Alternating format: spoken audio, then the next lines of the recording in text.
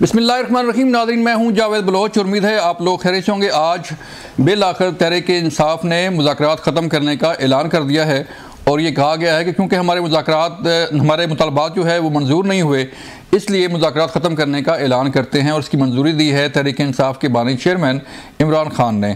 Barrister Gauhar ने ये ऐलान किया और ये कहा कि हमारी डिमांड जो है वो हमने दे दी थी, लेकिन हुकूमत जो है इस पर कोई गौर नहीं कर रही और ना ही जो है संजीदा है कि हमारी डिमांड्स पूरी हों, इसलिए हम मुज़ाकरात ख़त्म करते हैं। दूसरी तरफ हुकूमती मुज़ाकराती कमेटी के जो फोकल पर्सन हैं इरफान सिद्दीकी साहब, उन्होंने प्रेस कॉन्फ्रेंस की और उन्होंने अफसोस का इजहार किया कि ये एक अफसोसनाक अमल है। मुज़ाकरात चल रहे थे लेकिन इसके बावजूद तहरीक इंसाफ चूँकि 28 तारीख थी, विदिन 7 डेज़ जवाब देना था, लेकिन 28 से पहले 7 दिन से पहले तहरीक इंसाफ जो है उसने राय फरार अख्तियार कर ली है। उनका ये कहना था कि तहरीक इंसाफ लिख के दे कि वो मुज़ाकरात नहीं चाहती और हम मुज़ाकरात नहीं करना चाहते। इस पर हम बात करने जा रहे हैं और फिर हम बात करेंगे कि तहरीक इंसाफ की तरफ से कैपिटल हिल्स में कोई ब्रीफिंग का एहतमाम किया गया और जो अमरीकी कांग्रेस के लोग हैं या बाकी जो वहाँ पे लोग हैं, रहनुमा हैं, उन्हें ब्रीफ किया जा रहा है तहरीक इंसाफ पे कि जो मुकदमात हैं, जो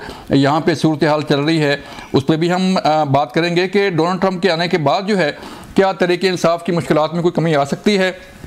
और फिर हम बात करने जा रहे हैं कि 190 मिलियन पाउंड केस में तहरीक इंसाफ के बानी चेयरमैन पर खासा दबाव नज़र आता है, क्योंकि ये एक ऐसा केस है जिसमें इख्तियारात का गलत इस्तेमाल के हवाले से जो है सज़ा हुई और 190 मिलियन पाउंड जो है वो आने थे हुकूमती ख़जाने में, चले गए सुप्रीम कोर्ट के अकाउंट में।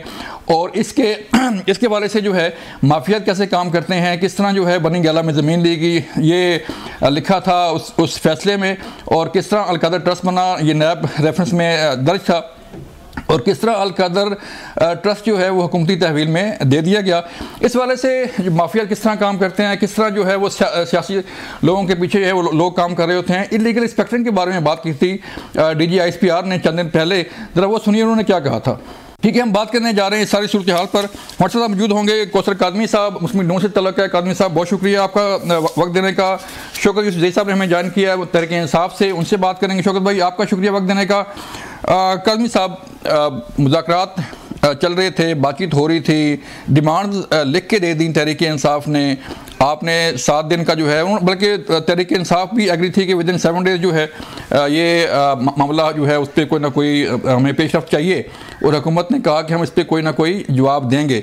लेकिन तहरीक इंसाफ ने आज मुज़ाकरात ख़त्म कर दिए। क्या पहले से ये कुछ तय था या क्या हुआ कि अचानक उन्होंने ऐलान कर दिया?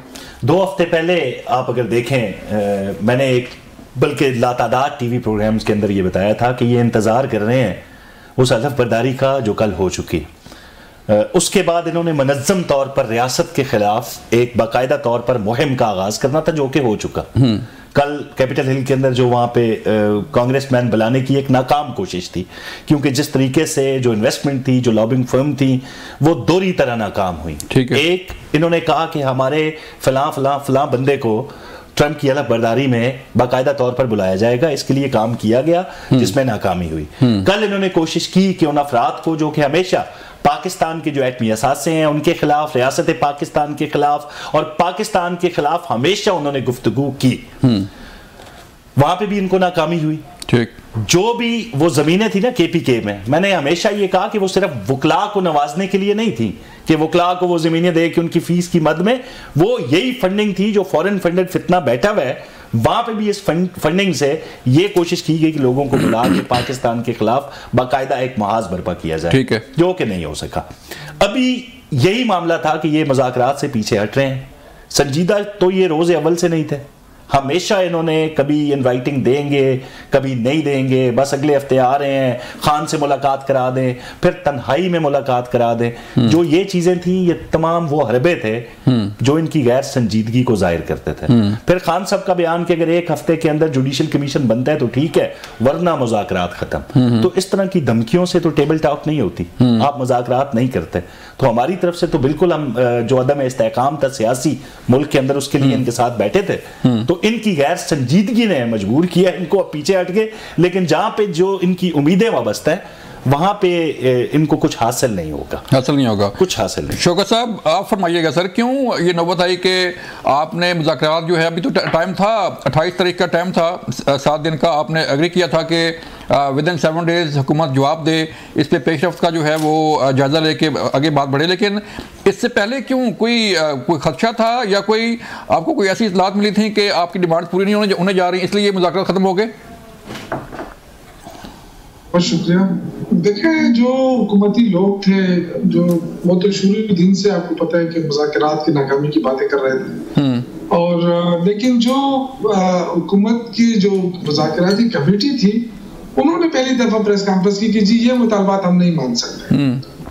तो जब मुतालबात न मानने का ऐलान कर चुके हैं तो उसके बाद हम मुज़ाकरात किस चीज की कर रहे थे? कोई दाल चावल खाने के लिए तो नहीं कर रहे थे ना कोई कहवा पीने के लिए कर रहे थे। तो मुज़ाकरात तो थे ही दो मुतालबात के ऊपर थे। तो लेकिन आपने देखा कि जितना गैर तरफ से हुआ, एक एक वजीर आके वो दहशतगर्द और इंतशारी और इससे कम लफ्ज उन्होंने इस्तेमाल नहीं किया। तो आप देखो, जिसको भी मजा आ गया, जाहिर है पीटीआई को पता चल गया कि ये मुज़ाकरात नहीं करना चाहते, सिर्फ वक्त गुजारना चाहते हैं।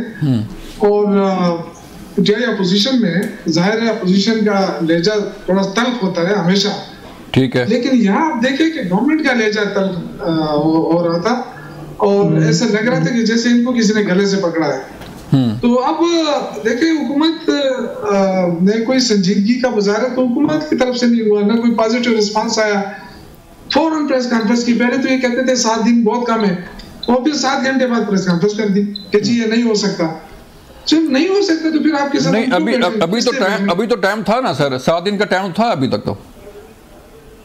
नहीं, वो तो प्रेस कॉन्फ्रेंस इन्होंने कर ली ना, प्रेस कॉन्फ्रेंस में बता दिया ना कि जी हम ये मुतालबात इनके नहीं मानते, इनको हम मुस्तरद करते हैं। आपने देखा होगा राना सनाउल्लाह साहब की प्रेस कॉन्फ्रेंस, उसमें तो क्लियर कट उन्होंने कहा था कि ये दोनों मुतालबात जो है वो नामुमकिन, जब नामुमकिन के लफ्ज उन्होंने इस्तेमाल कर लिया तो फिर तो पार्टी ने कोई ना कोई डिसीजन तो लेना था, क्योंकि ये जो मुज़ाकरात थे ये प्योरली मुल्क के खातिर थे।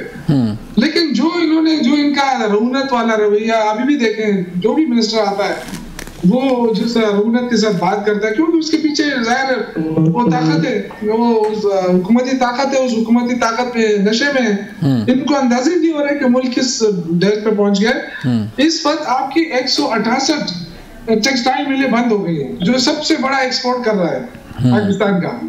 तो आप देखें कि आप कह रहे हैं कि जी हमने मईशत ठीक कर ली है, अब आए हमारे साथ बात करें। तो मईशत कहाँ ठीक हुई? आपको तो वजीर खजाना ऐलान कर रहा है कि मशरिक वस्ता के 2 बैंकों से $1 अरब कर्जा हम ले रहे हैं। तो कर्जा लेना आप अपनी कामयाबी समझते हैं, इसी को मईशत को बेहतर समझते हैं। आपने क्या किया? आपकी तो ग्रोथ रेट 2 से तो ऊपर जा ही नहीं रही है। तो देखिए, मुल्क के आवाम को कोई रिलीफ नहीं मिल रहा। तो सर इसीलिए मुज़ाकरात शुरू हुए थे ना कि मुल्क में जो है सियासी इस्तेकाम पैदा हो। शौकत साहब के दोनों फ्रीकैन बैठे और बात करें ताकि मुल्क में जो है। आपकी बात से इत्तेफाक करता हूँ मैं, आज भी हमारी बड़ी ख्वाहिश रही कि मुज़ाकरात होते, लेकिन जिस तरीके से ये टीवी पे आके ताने देते हैं तो इनको रोकने वाला कौन था? कोई तो होता ना कि इनको पुश कोई था कि जाए और आप टीवी पे कहें कि जी पहले तो मुज़ाकरात नहीं करते थे, आप क्यों आ रहे हैं? बार बार हम कहते रहे कि जी हमने मुल्क के खातिर फैसला किया है, उसमें भी ताने और अब भी ताने हैं कि जी ये तो मुज़ाकरात नहीं करना चाहते थे। जो मर्जी आप समझे, लेकिन तहरीक इंसाफ एक बहुत बड़ी सियासी कुव्वत है, इसको आप खत्म नहीं कर सकते और ना इसको दबा सकते। होना ये चाहिए था कि इसको गनीमत समझते, इस चांस को गनीमत समझते और बैठ के संजीदगी से बात करते। तो इन्होंने तो गैर संजीदा रवैया अपनाया और गैर संजीदा रवैया का यही नतीजा निकलना था। ठीक है शौकत साहब, गैर संजीदा रवैया था हुकूमत का, इसलिए मुज़ाकरात ख़त्म हो गए हैं। लेकिन अब जो है आगे क्या होने वाला है, तहरीक इंसाफ के पास क्या ऑप्शन है और हुकूमत के पास क्या ऑप्शन है, इस पर बात करेंगे एक ब्रेक के बाद। वेलकम बैक नाज़रीन। कादमी साहब, शौकत साहब कह रहे हैं कि आपने जो मुज़ाकरात शुरू किए उसमें तानाज़नी आपने शुरू कर दी। राना सनाउल्लाह साहब ने ऐलान कर दिया कि डिमांड पूरी नहीं हो सकती। हालांकि तहरीक इंसाफ का ये कहना है कि उन्होंने ये मुल्क के लिए मुज़ाकरात शुरू किए थे, सियासी इस्तेकाम के लिए मुज़ाकरात शुरू किए थे। तो क्यों तानेबाजी फिर हुकूमत करती रही कि आज नौबत आ गई, तहरीक इंसाफ ने ऐलान कर दिया? बलोच साहब, शौकत साहब ने भी हवाला दिया कि इतनी टेक्सटाइल मिलें बंद हो गई, ये बिल्कुल उसी तरह है जिस तरह कुछ दिन पहले आपने देखा था, ये बिल्कुल अपने यूट्यूबर की जुबान बोलते हैं। हाँ। जो हमेशा फेक न्यूज से डॉलर कमाने का जिनका मकसद है। कभी वो कतर एयरवेज को बंद कर देते हैं, कभी वो किसी बैंक को यहां से उड़ा देते हैं, कभी कोई जो आउटलेट्स हैं उनके हवाले से खबरें देते हैं, बेबुनियाद खबरें। मकसद सिर्फ डॉलर कमाना है, चाहे मुल्क चाहे बाहर में। फिर इन्होंने कहा जी कर्जा लिया जाता है। भाई जब मुल्क को आप श्रीलंका के से मुआवजा करना शुरू कर दें, मुल्क को एक दिवालियापन के करीब ले जाएं और अपने दौर इक़्तिदार में ही कह दें कि भाई बड़े मुश्किल हालात हैं, फिर उस दिवालियापन से निकाला किसने? हमने। शहबाज शरीफ की पीडीएम गवर्नमेंट हो या मौजूदा, तो वफादार वतन कौन हो?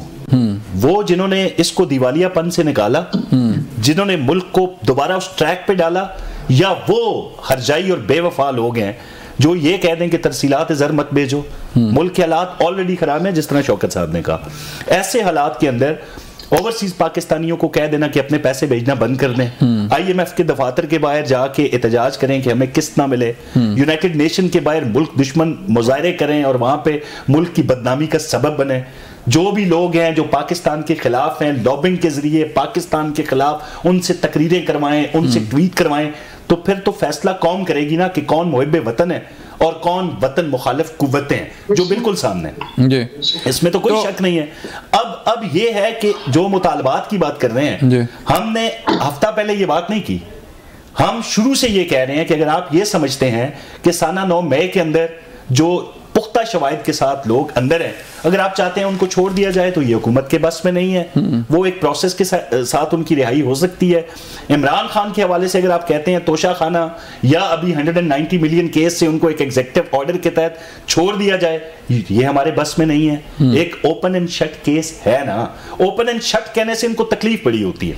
अब हवाला क्या देते हैं? ये हवाला ये देते हैं जी कि अदालत ने, बरतानिया की एक अदालत ने मेंशन किया हुआ था सुप्रीम कोर्ट का अकाउंट कि आपने इसमें पैसे भेजने हैं। भाई इमिग्रेशन जज है, वीजा रिफ्यूजल का केस वो सुन रहा है, उसमें आपके वकला दलाइल देते हुए ये बात वहां उसके सामने रखते हैं, वो अपने नोट में ये बात लेके आता है, तो आप ये कैसे कह सकते हैं ये बरतानवी अदालत का ये फैसला है? भाई वो इमिग्रेशन जज है, He has nothing to do with ये मनी लॉन्ड्रिंग और जो एनसीए के केसेस होते हैं उसके साथ उसका ताल्लुक ही नहीं है। ठीक है। तो आप उसको बुनियाद बना के इस तरीके से मलिक रियाज का दिफा कर रहे हैं जैसे वो पीटीआई का सदर बन गया। भाई इनके वकला, इनके जो रहनुमा हैं, वो मलिक रियाज की सफाइयां देते हुए नहीं थक रहे। अब वो बड़ा साफ केस था, 190 मिलियन जिसमें खान साहब को सजा होती है 14 साल, हसन नवाज को फंसाने की कोशिश थी। मैं तो बरतानिया में था, हमने इस केस को कवर किया हुआ है। हमने देखा कि किस तरीके से उनकी नवासी जाती हैं हसन नवाज के दफ्तर में, और एक दफा नहीं बार बार जाती हैं, और मिन्नत करके ये घर खरीदा गया 1 हाइट पार्क, और हसन नवाज को टाइम पे पैसे भी नहीं दिए गए। बड़ा लंबा अरसा जो एक एग्रीमेंट हुआ था पैसों का, अच्छा, बड़ी देर उधार समझे, उधार का माल था ये। अच्छा, मकसद ये था कि एसेट रिकवरी यूनिट ने खत लिखा एनसीए को जब खरीदो फरोख्त वाला मामला हो जाता है। भाई ये हसन नवाज ने घर बेचा है, ये इतना, जरा इस हवाले से आप तहकीकात करें। ठीक है। अब वो जो फ्रीजिंग ऑर्डर होते हैं वो तो हसन नवाज के किसी अकाउंट को फ्रीज नहीं किया जाता। एनसीए का तरीकाकार ये होता है कि उन्होंने बलोच साहब के हवाले से कोई तहकीक करनी है तो बड़ी खामोशी से करेंगे। जब पुख्ता सबूत उनके हाथ आएंगे फिर वो बलोच साहब पे आंख डालेंगे। फिर जिस तरीके से मलिक रियाज पे आंख डाला गया, भाई ये किस चैनल से पैसा वहां पे आया, अनएक्सप्लेन्ड वेल्थ ऑडिट बरतानिया के बड़ा पुख्ता कानून है। जब भी आप वहां पे कोई चीज डिक्लेयर नहीं करते या पकड़ी जाती है तो आपको बताना पड़ता है भाई ये फलां चैनल से पैसा है, उसका जवाब देने से वो कहते हैं कि ये पैसा पाकिस्तान का नहीं था, ये तो उनका अपना पैसा था। 190 मिलियन पाउंड केस जो है उनके अकाउंट में आ गया। देखिए अनएक्सप्लेन्ड वेल्थ ऑर्डर के तहत जो पैसा आपका पकड़ा जाता है जिसके बारे में आप जवाब नहीं दे सकते, आप जरा एयरपोर्ट पे 10,000 या 15,000 पाउंड लेके जाएं, अगर कस्टम वाला आपको हीथ्रो एयरपोर्ट लंदन पकड़ लेता है तो आपसे वो पूछेगा भाई ये पैसा आपका है? जी मेरा है। सबूत क्या है? आप उसको कोई बैंक रसीद, कोई चैनल जब तक नहीं दिखाएंगे वो पैसा आपको रिलीज नहीं करेंगे। अब बिल्कुल इसी तरह का मामला वहां पे होता है। एसेट रिकवरी यूनिट ने खान साहब को यहां पे खुश किया कि हम वहां पे शरीफ खानदान का जो आपका नारा था ये चोर हैं, ये डाकू हैं, ये पैसे लूट के ले लेकिन वो गले पड़ गए। हमने 190 मिलियन केस उनकी तरफ मोड़ दिए। अब आप अवाम को जो आपका झूठा बयानिया था आप सच्चे साबित हो सकते हैं। गड़ा खोदा गया था शरीफ खानदान के लिए, उसमें ये गिर गए। मैं वहां पे एक और हवाला दूंगा आपको। आपको याद है शहबाज शरीफ का एक केस था जलजला जदगान वाला, उसके बाद सलमान शहबाज के अकाउंट वहां पे फ्रीज किए गए एनसीए की जानिब से, उनका भी पैसा बिल्कुल उसी कानून के तहत फ्रीज कर दिया गया था, जो के बाद में रिलीज करके उनको दे दिया गया। अब यहाँ पे एनसीए ने इनके लिए वेस्टर्न यूनियन का किरदार अदा किया है बकौल इनके। जी मलिक रियाज का पैसा था, एनसीए तहकीकाती इदारा नहीं है, वो वेस्टर्न यूनियन है। मलिक रियाज ने कहा ये अकाउंट नंबर में उसमें भेज दो, और उन्होंने भेज दिया। आगे बढ़ते हैं शौकत भाई, फिर क्या अभी ऑप्शन, एक तो आप अगर रिस्पॉन्ड करना चाहें एक आदमी साहब के उस पर तो यू आर वेलकम, और दूसरा मेरा क्वेश्चन ये है कि अभी तहरीक इंसाफ के पास ऑप्शन क्या है? फिर मुज़ाकरात तो खत्म हो गए, और क्या तहरीक इंसाफ को अपना अगला लाहेअमल जो है वो तैयार कर रही है, उसको अनाउंस करेगी? देखिए पहली बात 190 मिलियन का केस नहीं था, अलकादर ट्रस्ट का केस था, जो इन्होंने 190 मिलियन का केस बना दिया, और सिर्फ इसलिए कि जी इमरान खान चूंकि दयानतदार और ईमानदार डिक्लेयर हो चुका है, बस इसको किसी तरीके से बदनाम कर दो। जिस शख्स को अल्हम्दुलिल्लाह लोग एक साल में 10 अरब शुक्र खानम के लिए देते हैं, अरबों रुपए नमल यूनिवर्सिटी के लिए देते हैं, वो आपके पैसों के लिए बैठा होगा कि जी आप करप्शन करेगा। बहरहाल इन्होंने बड़ी कोशिश की, लेकिन देखिए अल्लाह जिसको इज्जत देगा वो देगा इंशाल्लाह। ठीक है, ये आज हुकूमत के अंदर हैं, इन्होंने अपने सारे केसेस माफ कर दिए। यानी जिस शख्स ने 2-2.5 साल जेल में गुजार दिए, लेकिन उन्होंने ये नहीं बताया कि जी हमारा पैसा कहाँ से आया। यानी जो मनी ट्रेल मांगा जा रहा था शरीफ फैमिली से, आपको पता है अभी तक वो नहीं कर सके, और दूसरों को चोर साबित करने की कोशिश कर रहे हैं जबरदस्ती। तो देखें अल्लाह ताला वहाँ देर है अंधेर नहीं है, ये चीज भी सामने आ जाएगी एक दिन। अभी जो वजाहत कर दी गई है तारिक इंसाफ की तरफ से, उसको ये मानते नहीं है। लोगों के सामने बार बार टीवी पे आके कहते हैं कि नहीं जी वो तो एनसीए ने ये नहीं कहा था, एनसीए ने लेकिन सर शौकत भाई बात ये ना कि आपने खुद कहा ना कि ये अलकादर ट्रस्ट का केस है, तो उसमें अलकादर ट्रस्ट आया कैसे आपके पास? मैं अर्ज कर रहा हूँ सर, मैं जो चीज अर्ज कर रहा हूँ वो ये है कि सारा कैसे बन रहा है इस चीज को। कहते हैं जी इन्होंने एक खुफिया लिफाफा लाके जो उसकी मंजूरी ली, वो खुफिया लिफाफा तभी भी पड़ा है, वो खोलते क्यों नहीं है?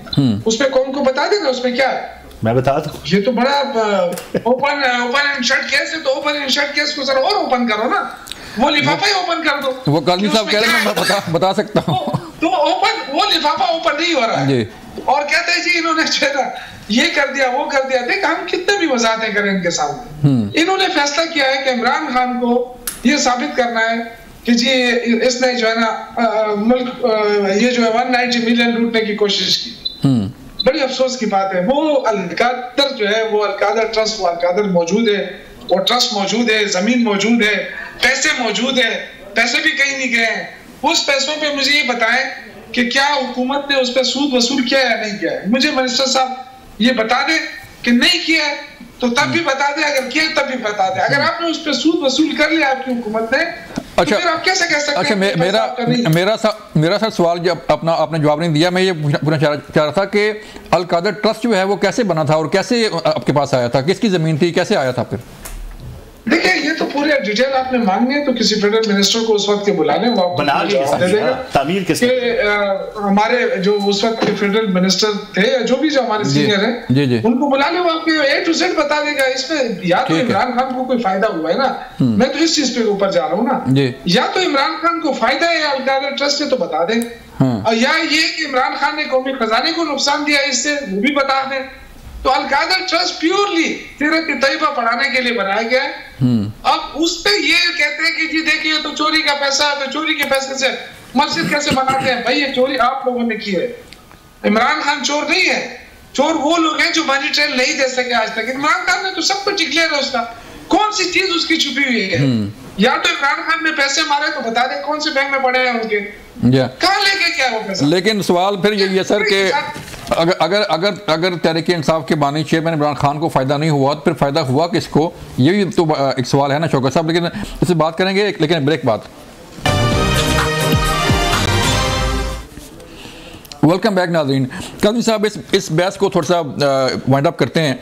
कि वो कह रहे हैं कि उन्हें कोई फ़ायदा नहीं हुआ खान साहब को 190 मिलियन पाउंड केस जो है उसमें तो उनको फ़ायदा को नहीं हुआ, काबीना का केस था, काबीना ने मंजूरी दे दी। लेकिन सवाल फिर वहीं पे आता है कि फ़ायदा फिर किसको हुआ था? देखें 70 अरब की करप्शन 70 सालों में नहीं हुई, इस तरह इतनी बड़ी मेगा करप्शन 70 सालों में नहीं थी।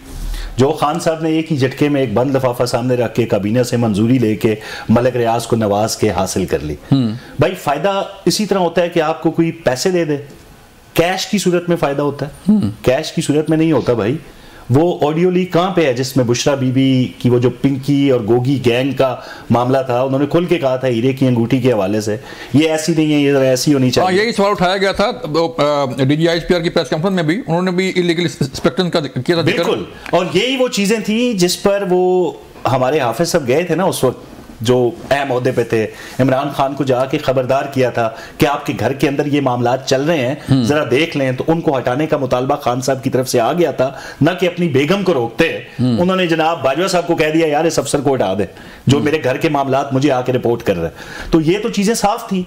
अब मामला भाईजन क्या है, ये NCA का बार बार बिल्कुल कह रहे हैं कि चले मिसाल ले लेते हैं ना, वहां पे आज से पहले बरतानिया में तो जब आपके खिलाफ कोई फैसला आता है तो वो अपने हक में वो दलाइल देते हुए वकील किसी पुराने केस का हवाला देते हैं, रेफरेंसेस कोड होते हैं। वहां पे हेड ऑफ जो उनके थे ताजिकिस्तान के स्टेट बैंक के, उनका पैसा जब पकड़ा गया बिल्कुल इसी तरह का जिस पे वो जवाब नहीं दे सके, तो वो रियासत ताजिकिस्तान को वापस पहुंचा, उनके स्टेट बैंक में जाता है। फिर आज़रबाईजान की जो पॉलिटिकल एक्सपोज पर्सनैलिटीज थी, जब उनसे पैसा पकड़ा गया तो उनके मुल्क को लौटाया गया। और मुझे इसकी वजह पता है, अगर शौकत साहब को नहीं पता तो इसकी वजह यह था कि उनकी कोई एसेट रिकवरी यूनिट वहां पे नहीं थी, कोई शहजाद अकबर साहब वहां पे नहीं थे जो डायरेक्शन देते NCA को कि ये अकाउंट नंबर है सुप्रीम कोर्ट का, आप इसमें पैसे भेज दें। तो फायदा बिल्कुल इसी तरह लिया गया कि तामीर मलिक रियाज करके देते हैं। वो कह रहे हैं खोल दें उस इन्वेलप को जो देखिए उस इन्वेलप में क्या है, उसमें एक वो कॉन्फिडेंशियलिटी डीड के हवाले से कहा जाता है, ये बरतानिया का कानून बहरहाल है। जब आप आउट ऑफ कोर्ट सेटलमेंट करते हैं, आउट ऑफ कोर्ट सेटलमेंट में फायदा क्लाइंट को होता है कि भाई आपका क्रिमिनल रिकॉर्ड नहीं होगा बरतानिया के अंदर, आपको एज ए क्रिमिनल नहीं जाना जाएगा। अगर आप कोर्ट में जाते हैं, आप वो शवायद देखते हैं, आपके वकला आपको मशवरा देते हैं भाई आगे गए तो फंस जाओगे, यहां पे सेटलमेंट करके इनको दे दिला दो, जो भी इनका तस्वीर होता है कर लो, ताकि अच्छा अगर ये कोर्ट में जाता ना, तमाम चीजें आपको रॉयल कोर्ट ऑफ जस्टिस की वेबसाइट पे मिलती। इन्होंने तस्वीर कर लिया, इनकी बचत हो गई कि जनाब वो उनकी वेबसाइट पे ये फैसला नहीं गया 190 मिलियन का, ये बदनामी से बचने के लिए मामला हुआ था, रियासत पाकिस्तान को लौटाया। आप बताइएगा सर कि अब मुज़ाकरात खत्म हो गए सर, लेकिन तहरीक-ए-इंसाफ के पास ऑप्शन क्या है? मेरा सवाल रह गया। नहीं, ऑप्शन तो खैर बहुत है अल्हम्दुलिल्लाह, ऐसी बात नहीं, स्टेट पावर मौजूद है और जो हो सकता है जो कानून आइन के दायरे के अंदर रहते हुए। लेकिन ये जो बात कर रहे हैं ना, देखिए ये तो बड़ा क्लियर होता कि उन्होंने कहा कि आप अगर ये कॉन्फिडेंशियल रख सकते हैं तो ये अमाउंट हम ट्रांसफर करते हैं आपको, अगर नहीं कर सकते तो अपना वकील भेज दें, केस लड़ें। तो आप मुझे बताएं कि बरतानिया में हमने कौन सा केस लड़कर जीता है? क्योंकि सारा जो ये हमने साबित करना था कि हारा तो है ना शौकत साहब, हारा तो है ना सर, हारा तो है ना सर, हारा तो है ना, जीते नहीं। आप हारे जरूर हैं। नहीं मैं वो हवाला दे रहा हूँ ना, आप हारे जरूर हैं, जीते नहीं है। हारने वाला मैं आपको हवाला दे देता हूँ भाई, बात सुनो ना बस। आपकी इजाजत से, आपकी इजाजत, बेसब्र क्यों हो रहे हो सर? आपकी इजाजत से सर, आपसे मोहब्बत से मैं कह रहा हूँ कि मैं हवाला दे देता हूँ आपको। नहीं, मेरी बैटरी बंद हो रही है, मैं इसलिए आप करें देखें, हम आज तक न नवाज शरीफ की न जरदारी की साबित कर सके। मुझे बताया ना कितने अरसे केस लड़ा, 8 साल जरदारी को जेल में रखा ना इन्होंने, नहीं साबित कर सके। इसी तरह नवाज शरीफ साहब जेल में रहे, नहीं साबित हो सका। तो ये 190 मिलियन पाउंड भी चले जाते। तो इसके खातिर कि चलो ये पैसा तो आना है, पाकिस्तान को ही आ रहा है ना, ये और तो नहीं जा रहा है। तो पाकिस्तान के लाने के लिए वो डीड से वो अप्रूवल। लेकिन अगेन मैं कहूंगा कि अगर इमरान खान के खिलाफ केस बनता है तो पूरी कैबिनेट के खिलाफ क्यों नहीं बनता है? पूरी कैबिनेट ने उसको मंजूरी दी है, फिर वो जो लिफाफा है उसको बंद क्यों रखा गया है? शौकत साहब आप एक इस पे कमेंट कीजिएगा कि जो आज शौकत भाई जो आज पीका बिल जो है वो पास हुआ है कौमी असम्बली में कि फेक न्यूज़ के हवाले से 3 साल कैद की सजा है, 20 लाख जुर्माना है, इस पे तहरीक इंसाफ का क्या मौक़िफ़ है? क्या समझते हैं कि ये बिल आना चाहिए सोशल मीडिया? देखें ये स्याह कानून इसको मैं कह सकता हूँ, और ये बहुत बड़ी बदकिस्मती है कि आज आपके मुंह के ऊपर ताले लग रहे हैं, हर एक के कलम के ऊपर ताले लग रहे हैं और मुंह के ऊपर भी ताले लग रहे हैं। तो ये तो देखें, इसके खिलाफ तो हमेशा सहाफियों ने बहुत बड़ी स्ट्रगल की है, और इस तरह के कवानीन के खिलाफ देखिए आप किसी को इस तरह पाबंद नहीं कर सकते। आप कहते हैं जी हमें हमारे बारे में कोई कुछ ना कहे और हम जो कहें खैर है, कोई बात नहीं है। इस तरह नहीं होता है। आपकी मर्जी होगी जिसको भी आप उठा लें। किसी चूंकि इसने मरियम बीबी के खिलाफ बात की है, शहबाज शरीफ साहब के खिलाफ बात की है, किसी और के, इसको उठा लो जी। तो ये कौन फैसला करेगा? नहीं, फेक न्यूज की बात हो रही है ना, भी आप होंगे। तो मेरे ख्याल से ये तो सहाफत के लिए भी बहुत ही काला स्याह दिन होगा। फेक न्यूज पे काज़मी साहब, क्या फेक न्यूज़ ठीक है, सोशल मीडिया पे जो अपना खबरें चलती हैं, वीडियोस चलती हैं फेक, उस पर तो कार्रवाई हो, लेकिन ये पूरा क्या पूरी कोई किसी प्रोग्राम में बात होगी या अखबार में खबर छपेगी या टीवी पे आएगी तो उस पर भी कार्रवाई होगी? देखें बलोच साहब, पहले ये होता था कि शख्सियात को निशाना बनाया जाता था। कानून तो पहले भी हैं, ऐसा नहीं है कि कानून मौजूद नहीं थे, उन पे अमल दरामद ना होना एक दूसरी बात है। अब जो हालात पैदा हो चुके हैं, जो मुल्क से बाहर जो भगोड़ा इनका एक ब्रिगेड बैठा हुआ है, उन्होंने तो रियासत पाकिस्तान को निशाना बनाना शुरू कर दिया। रियासत पाकिस्तान के हवाले से फेक न्यूज, लाशें गिर गई, बंदे जख्मी हो गए, मिसिंग पर्सन्स हैं, ये सारी जो चीजें थी, ये अब किसी हुकूमत की हद तक का सबब नहीं बन रही। ये रियासत पाकिस्तान को बाकायदा तौर पर एक मुनज़्ज़म साजिश के तहत बदनाम किया जा रहा है। तो ऐसी सूरत हाल के अंदर जब आप बैठ के किसी की तज़हीक करेंगे, किसी के साथ गलत खबर मंसूब करेंगे, तो ये तो पूरी दुनिया में कवानीन है ना। बरतानिया में मैंने 15 साल सहाफत की है, हम जब कोई खबर देते थे तो उसको क्रॉस चेक इधर उधर हर तरीके से देख के फिर अपने सोशल मीडिया अकाउंट्स पे या ट्वीट करते थे। वजह क्या थी? वहां का कानून। भाई अगर ये खबर फेक हुई और बलोच साहब ने मुझ पे केस कर दिया तो मैं जिस घर में रहता हूं मुझे वो भी देना पड़ जाएगा, मुझे सजा हो सकती है। तो तमाम मुअज़्ज़म माशरों में ये कवानीन मौजूद है। डरे वो बंदा जो फेक न्यूज का सहारा लेकर डॉलर कमाता है, जो फेक न्यूज का सहारा लेकर सब्सक्राइबर अपने बढ़ाता है, जो फेक न्यूज का सहारा लेकर अगयार से दाद लेता है। जो साफ सुथरे जर्नलिस्ट हैं, जो साफी हैं, ना उनसे कोई उनकी क्रेडिबिलिटी अभी तक कायम है, कोई फेक न्यूज उनके खाते में है नहीं, तो ऐसे लोग बिल्कुल नहीं घबराएंगे। हाँ, जिनकी रोटी रोजी झूठी खबरों से मुंसलिक है वो घबराएंगे भी और सदाए एहतजाज भी इस पे बुलंद करेंगे। तो कैसे फिर जो लोग बाहर बैठे हैं उनके खिलाफ कार्रवाई कैसे होगी? पहले भी आप लोगों ने कार्रवाई की, साइबर क्राइम विंग ने कार्रवाई की, सब ने कार्रवाई की, लेकिन कोई असर नहीं हुआ। देखिए जी, हमारा ये बिल्कुल इरादा है, जो प्लेटफॉर्म यूज किए जाते हैं, चाहे वो एक्स है, जो फेसबुक है, फिलहाल तो यहाँ बैठ के उन पे बाकायदा तौर पर हुकूमत पाकिस्तान मिनिस्ट्री ऑफ इंफॉर्मेशन के थ्रू एक कंप्लेन का एक प्रोसीजर होता है, उसको फॉलो किया जाएगा। उन पे जुर्माने भी आयद हो सकते हैं। ऐसी वेबसाइट के हवाले से मवाद हटाने के लिए उन पे बिल्कुल प्रेशर डाला जाता है। पूरी दुनिया में ये होता है, यहां पे नहीं होता। आप कश्मीर के हवाले से या और दीगर आपने देखा होगा, जब भी आप पोस्ट करते हैं वो पोस्ट या तो रिमूव हो जाती है या आपको वार्निंग्स आ जाती हैं। तो ये किसकी जानिब से होता है? ममालिक की जानिब से। तो ये प्रोसीजर तो हम फॉलो करेंगे। जो हम कर सकते हैं पाकिस्तान के अंदर, जो लोग बैठ के इस तरह की हरकत में, आपने देखा होगा डी चौक के अंदर कुछ लोग भाग रहे थे साथ साथ, भाई लाशें गिर गई, ये हो गया, वो हो गया। अब सबूत उनके पास नहीं है। आप उनसे पूछें, भाई वो जो मिसिंग पर्सन्स आप बता रहे थे, वो अपने घरों में बैठ के रोजाना की बुनियाद पर वीडियोस जारी कर रहे हैं। भाई हम तो अपने घर में हैं, कोई पेशावर से उठ रहा है, कोई डीआई खान से उठ रहा है, कोई पंजाब से उठ रहा है, वो अपने घरों से बाकायदा तौर पर बयान दे रहे हैं। फिर लाशों के हवाले से आज तक ये फिगर नहीं दे सके, मिसिंग पर्सन्स के हवाले से ये कोई फिगर नहीं दे सके। लेकिन जो इनके हामी यूट्यूब पे बैठे हैं वो अभी तक रियासत मुखालिफ इस बयानिए पे कायम है। उनको रोकने के लिए हुकूमत ने कुछ तो करना है ना। हम हाथ पे हाथ धर के नहीं बैठ सकते इस हवाले से। लेकिन काज़मी साहब चलें, ये तो ठीक है, मुज़ाकरात अब ख़त्म हो गए हैं, तो ज़ाहिर बात है तहरीक इंसाफ ने 8 फरवरी को शटर डाउन हड़ताल की भी जो है वो ऐलान कर रखा है। फिर उनकी सिविल नाफरमानी की तहरीक भी जो है वो चल रही है, और अगर दोबारा मामला आता है सड़कों पर आने का तो फिर हुकूमत फिर मुश्किल में होगी। देखें, मैंने कहा ना जी, इनको इंतज़ार है। ये बिल्कुल नाकाम हो चुकी है तरसीलात ज़रवरी कॉल, नाकाम हो चुकी है सिविल नाफरमानी, नाकाम हो चुके हैं तमाम एहतजाज, नाकाम हो चुके डी चौक का गोली चलने का झूठा बयानिया, लाशें, हर चीज इनकी नाकाम। अब इनको आसरा है अमेरिका वाला। वहां पे जो इनके लोग बैठे हुए हैं वो मुसलसल इनको आसरा दे रहे हैं कि बस थोड़ा सा सब्र कर लो, कॉल आई के आई। वो कॉल वहां से आनी नहीं है। ये दोबारा मिन्नतें करके, जिस तरह अब ये मुज़ाकरात की टेबल पे आए, आप लिख लें ये बात। अच्छा। महीना गुजरता है, 1.5 महीना गुजरता है, ये फिर मुज़ाकराती अमल की तरफ आएंगे। जिस तरीके से ये पहले नाकाम हुए, रियासती इदारों की तरफ इनकी नजर थी, हुकूमत बेख्तियार है, वज़ीर आज़म बेख्तियार है, हम इनसे क्यों बात करें, फिर बिल आखिर इनको हुकूमत की तरफ आना पड़ा।